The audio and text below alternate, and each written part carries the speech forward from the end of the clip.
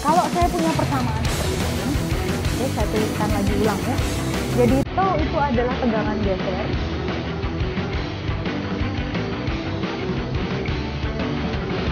yang ditimbulkan oleh gaya geser atau gaya lintang.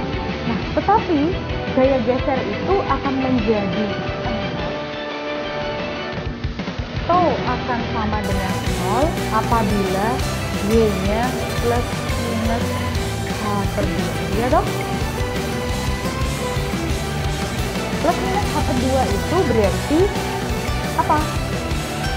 Pada saat titik itu berada di serat paling atas dan serat paling bawah.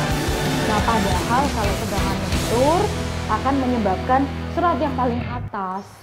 Baik, kita lanjutkan apabila penampang kita mengalami momen puntir. Saya memperkenalkan di sini momen puntir yang disebut dengan torsi. Nah, kalau namanya puntir itu berarti seperti apa ya? Seperti mementir, meras. Wah, anak kos nih biasanya meras baju. Kalau hujan-hujan gini nggak berani nyuci handuk sering-sering ya, handuknya jadi nggak kering-kering ya. Terus kemudian yang ganti ban, nah, melakukan puntiran, atau bisa saya gambarkan. Ini batangnya lurus, berada di bidang papan tulis ini. Tetapi terus kemudian begitu menembus bidang papan tulis ini ada gaya P. Ya, gitu ya. Nah, gaya P ini bekerja di bidang yang tidak sama dengan B1. Jadi saya memberikan contoh, saya punya ini, kalau dibebani maka saya akan terasa momen di pundak saya. Tapi terus begini, ini yang dibebani, maka lengan atas saya terasa seperti terpuntir, ya, gitu. Tetapi lengan bawah sini terasa mendapatkan momen akibat beban di sini. Terasa mendapatkan momen di sini. Di sini saya letakkan bebannya, maka saya mendapatkan momen di sepanjang ini, momen lentur. Nah, tetapi akibat ini di sini bukan momen lentur, tapi di sini adalah momen puntir. Begitu? Dan kalau saya gambarkan, ini P ini memutar seperti ini. Jadi begini, sebelah sana ini diputar. Jadi seperti orang mengganti ban, ya, diputar begitu. Maka kalau putarannya seperti itu ke arah sana, saya menggambarkannya batang B1 ini mengalami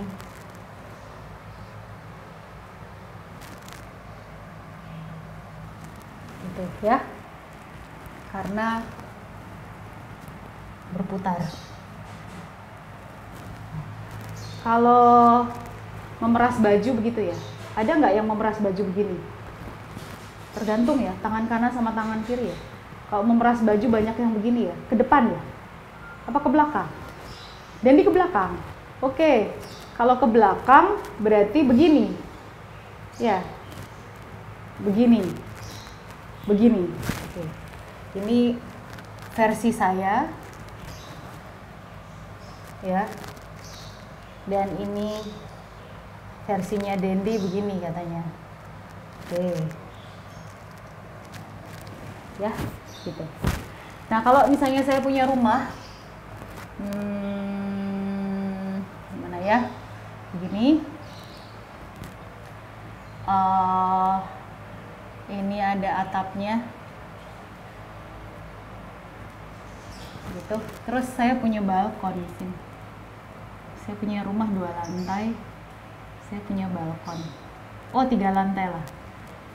Nah, saya punya balkon di sana. Terus kalau saya tinjau ini adalah balkon itu. Mungkin ini ada pintunya di situ. Nah, ini ada balkonnya, ada pagarnya supaya aman, gitu. Ya, di sini ada balok-baloknya di bawah situ, yang menyangga lantai balkon ini.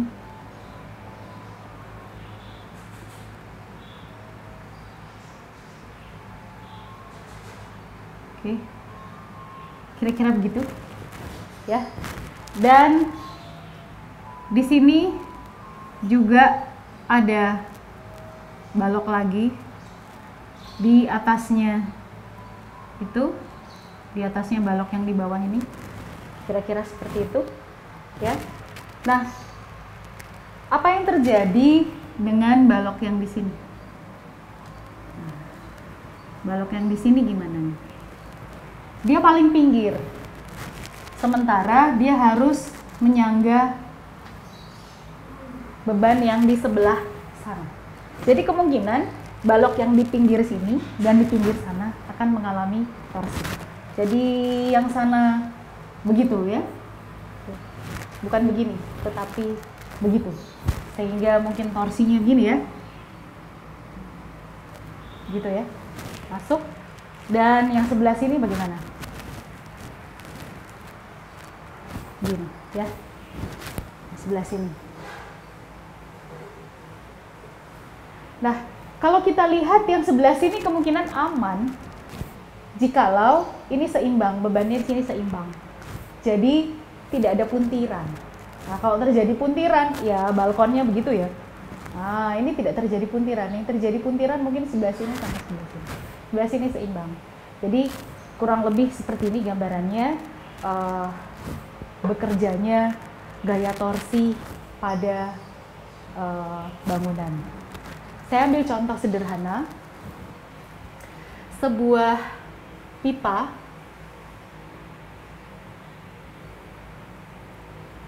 dengan diameter D mengalami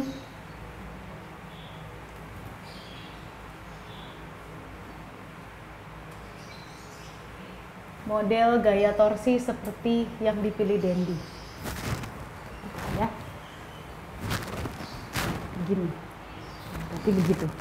Nah, tadinya mungkin di sini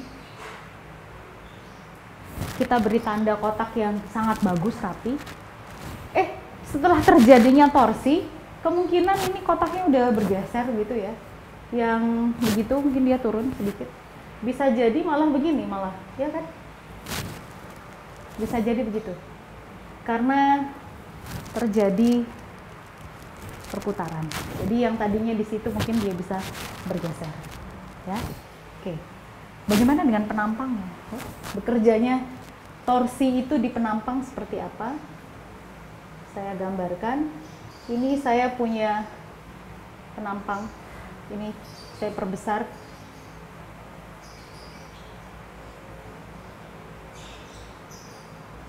Seperti itu. Ada titik beratnya. Dan jari-jari R. Oke. Dan kemudian saya mempunyai titik tinjau di sini.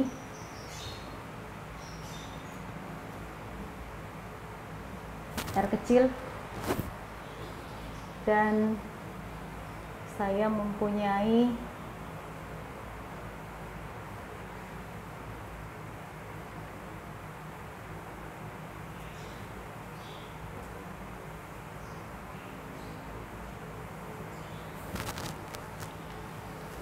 luasan penampang yang saya sebut BA. Kemudian ada gaya torsi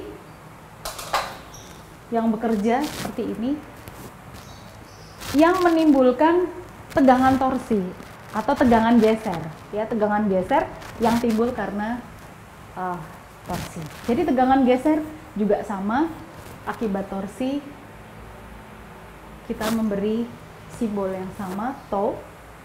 Nah, sekarang apabila kita mempunyai bentuk pipa seperti ini, terus kemudian kita lakukan puntiran, paling besar yang paling terasa puntirannya adalah di permukaan atau di sisi paling dalam. Harusnya paling luar, ya, paling luar. Jadi semakin ke dalam, mungkin semakin mengecil, semakin mengecil, semakin mengecil. Kalau porosnya tidak berubah, maka kemungkinan tidak terjadi puntiran di tengah-tengah. Beda dengan gaya geser tadi, justru di tengah-tengah dia besar. Di permukaan dia menjadi 0. Tapi di sini torsi menyebabkan tegangan geser yang paling besar di permukaan luar, kemudian berangsur-angsur menjadi mengecil, mengecil, mengecil, menuju titik beratnya mungkin dia menjadi 0. Ya. Nah, terjadi tegangan maksimum sebetulnya di permukaan ini, ya. Di sini tegangan maksimumnya di permukaan, tetapi di bagian tengah mungkin 0. Nah, di sini ada gaya torsi yang menimbulkan tegangan di suatu jarak R tertentu. Di suatu jarak R tertentu, ini adalah titik beratnya, ini adalah R, ya, titik beratnya, di mana R kurang dari jari-jarinya. Saya punya DA yang kecil di situ. Nah, gaya yang timbul akibat tegangan tau ini adalah, ya, tegangan dikali luas, ya, tegangan dikali luas. Sementara momen yang timbul adalah gaya dikali jarak. Jaraknya mana? Jaraknya adalah R. Jadi ini gaya dikali jarak. Ya, besarnya adalah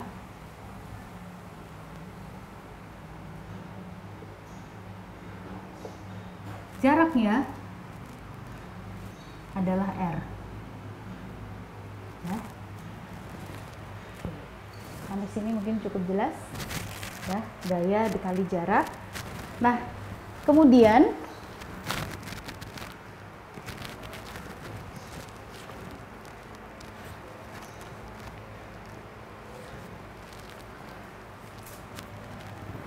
tegangan geser maksimum yang terjadi di kulit yang paling luar kita nyatakan sebagai Tmax.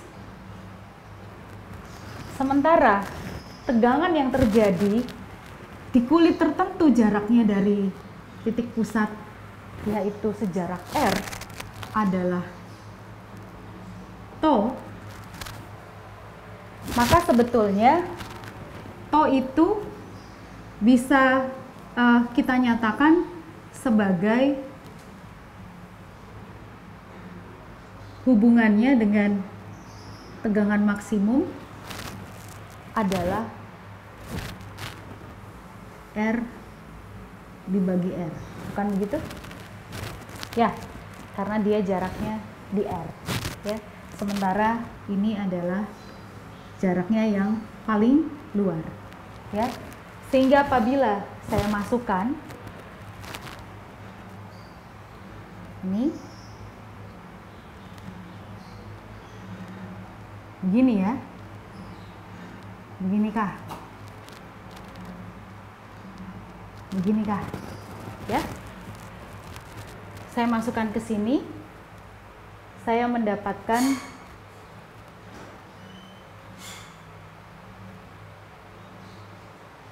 tau max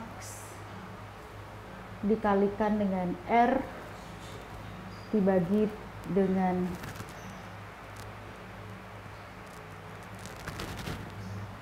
Ada yang terbalik ya. Begini harusnya, ya kan Den? Ya, harusnya begini ya. Yang besar ya, proporsional ya. Jadi ini adalah to yang mau kita cari, ini adalah to max, dan ini adalah jarak R, dan ini adalah jarak R ya. Maka to maksimum ini ya, to ini ya adalah to maksimum dikalikan dengan proporsionalnya R dibagi R besar ya. Oke, ini saya perbaiki. Oke. Saya masukkan di sini to-nya saja ini adalah to maksimum dikalikan dengan R dibagi dengan R. Saya kalikan lagi dengan R, saya dapatkan dengan DA. Saya mendapatkan to maksimum dibagikan dengan R, saya mendapatkan R kuadrat DA. Ya, oke. Nah, kemudian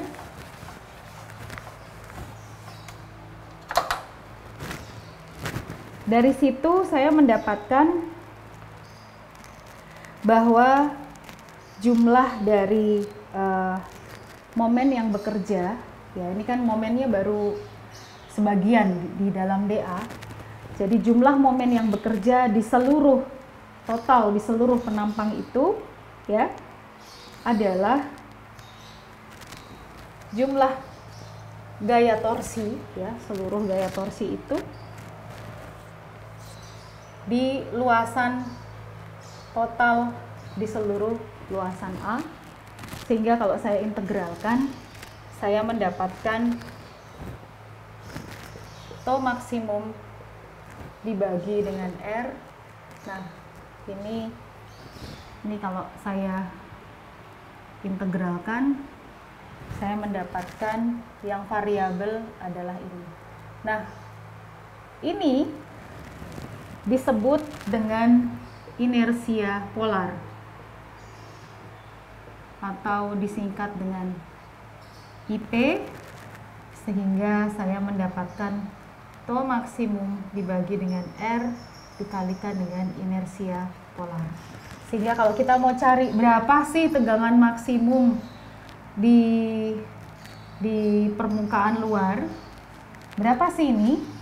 Maka saya mendapatkan T dikalikan dengan R dibagikan dengan inersia polar. T adalah gaya torsinya. Jadi kalau tadi saya punya bentuk yang seperti itu, T, dan ini adalah sebuah jarak L gitu, maka torsi yang timbul adalah seperti itu, T dikali L. Kira-kira begitu. Ini adalah torsi yang timbul.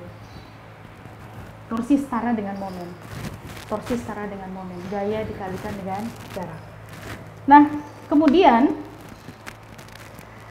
kalau kita melihat dari buku-buku mekanika bahan di bagian belakang, kita menemukan tabel bahwa inersia polar dari lingkaran itu besarnya adalah, saya tadi sudah lihat, pi dikali D pangkat 4 dibagi 32. Boleh dihitung sendiri atau boleh dilihat dari appendix atau lampiran dari buku-buku mekanika bahan. Nah, sehingga to maksimum khusus untuk lingkaran ini saya masukkan ke sini, di mana R adalah setengah dari D, maka saya mendapatkan besarnya adalah 16T dibagi dengan pi D pangkat 3. Perhatikan ini adalah satuannya adalah momen. Jadi begitu dibagi kita mendapatkan satuan tegangan. Sedangkan inersia polar untuk persegi 4 adalah 1/12 B H dikali B kuadrat ditambah H kuadrat. Nah, silakan ini bisa dipelajari sendiri dan bisa dilihat di sisi bagian belakang dari buku-buku mekanika bahan. Nah, ini adalah akhir dari perkuliahan dengan topik tegangan geser. Tegangan geser, perhatikan ada dua, yang ditimbulkan oleh gaya geser dan yang ditimbulkan oleh torsi. Ingat, gaya geser dan torsi bisa jadi sewaktu-waktu dia bekerja bersamaan. Ada yang bekerja sendiri-sendiri, tapi ada juga yang bekerja bersamaan. Contohnya adalah bentuk-bentuk yang seperti ini. Ya. Oke, sampai jumpa. Jangan lupa mengerjakan PR.